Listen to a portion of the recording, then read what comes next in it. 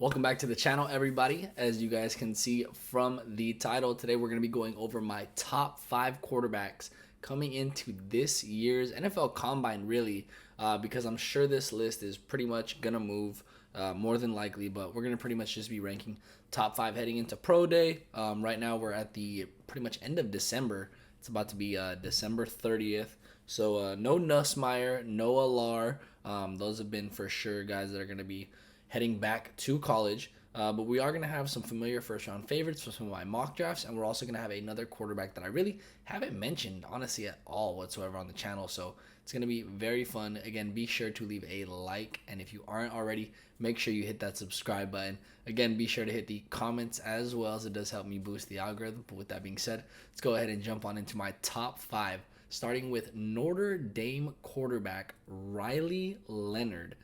Leonard is a 6'4" field general with elite mobility. He erupted his sophomore campaign at Duke when he threw for almost 3,000 yards, rushed for 700, and totaled 33 touchdowns that season. As a junior, we saw flashes of that same QB early on, but injuries sidelined Leonard's final run as a Blue Devil.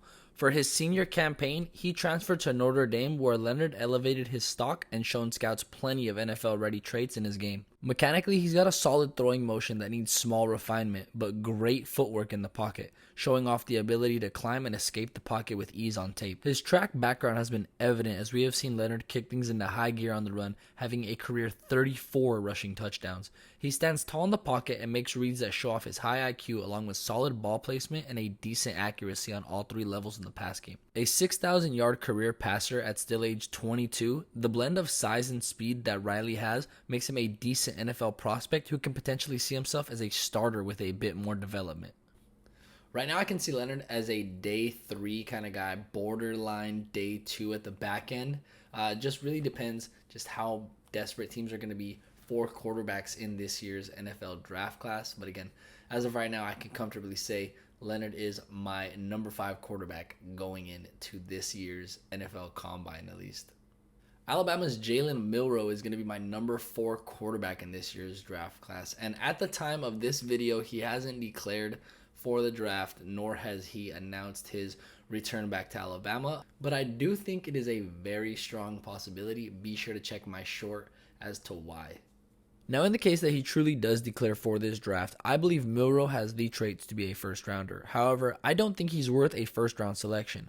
With this underwhelming class, a quarterback who has big wins, elite athleticism, and a rocket arm like Milroe could definitely be given the keys to an offense after a year of refinement in mechanics. His speed and mobility are obviously key strengths, rushing for over 700 yards this season as a junior, putting him over 1,500 rush yards throughout his college football career. Milroe shows flashes of advanced processing which will draw scouts in, and he manipulates secondaries with his eyes at a high caliber level for his age. While the throws are not as consistent, his reads are, which demonstrates the ability to scan the field, but his underwhelming accuracy does play an effect in his game right now. He's had back-to-back seasons with over 2,600 passing yards and 35 touchdowns in 2 different pro-style offenses, which will have him prepared for the NFL level. One of his biggest traits for me is Milroe is a leader of men, which is an extremely important facet of his game and one that scouts look for these days. Scouts will end up loving Milroe for the most positive traits he offers a team with a high-risk, high-reward value, but I do think there are certain issues that scouts cannot ignore. All in all, we will have to wait and see if Jalen Milroe does decide to declare for the NFL draft or if he decides to play his senior season at Alabama. We'll just have to wait and see. Coming in at number 3, and probably a surprise for some folks, I have Oregon Ducks quarterback Dillon Gabriel, who also spent time in Central Florida and Oklahoma during his illustrious college football career. The 6-foot scrambler has thrown for 3,000 plus yards in every season as a full-time starter. And while some may shun him for being a 6-year player, I actually appreciate the development in his game. Gabriel took every year available to refine his game and get himself pro-ready like Ducks quarterback before him, Bo Nix, which should be a plus for scouts. Since his freshman year, he's been able to display a high IQ and the ability to read the field and move around in the pocket comfortably. He commands his offense and is a vocal leader on the football field, making adjustments on the fly, which can be seen throughout his tape. Gabriel's velocity is also evident on film, along with solid ball placement, leading his receivers into extra yards. Gabriel's also a savvy runner, breaking off for scores with ease, having 33 rushing touchdowns, and when he sees green grass, he does not hesitate to tuck and run. He does have some issues with interceptions inside of the red zone, and he can get excited with some of his throws, but I think adding a bit more calmness and poise to his game could do him some good. I personally feel had he not taken so many big sacks in each game, he would have a lot more rush yards to show than he does. He finished his final college football season 4th in Heisman voting, but helped lead Oregon to an undefeated season in the Big Ten. His maturity and IQ make him a high-level prospect in my opinion, and I think one team is definitely going to fall in love with what Dillon Gabriel has to offer. Even if he doesn't have that prototypical, size for an NFL QB, he could find himself on a roster that potentially gives him an opportunity to compete, or just has a QB potentially on his way out in the next couple of seasons. My number 2 quarterback is actually some people's number 1, and that's going to be Cam Ward from Miami. Ward started making noise over off in Incarnate Ward, where he threw for over 4,600 yards and 47 touchdowns as a sophomore. He then balled out in Washington State's remaining years in the Pac-12 for 2 seasons, where he turned himself into one of the most coveted transfer prospects last season. Now, as he prepares for the draft, Ward has turned himself into a top 10 draft pick coming out of Miami, and he features a superb tape for scouts to behold. Starting with the calmness and poise in Ward's game, which allows him to play with what some would say too relaxed, he's developed a strong pocket presence and has mobility to extend plays no problem. His mechanics are top-notch, having a quick release to throw fastballs around the field, and he can throw from different varieties, whether it be sidearm or traditional, to make the pass. Arm strength is also not an issue, as we saw many deep balls in Ward's career, and he's developed his accuracy comfortably to make passes on all 3 levels.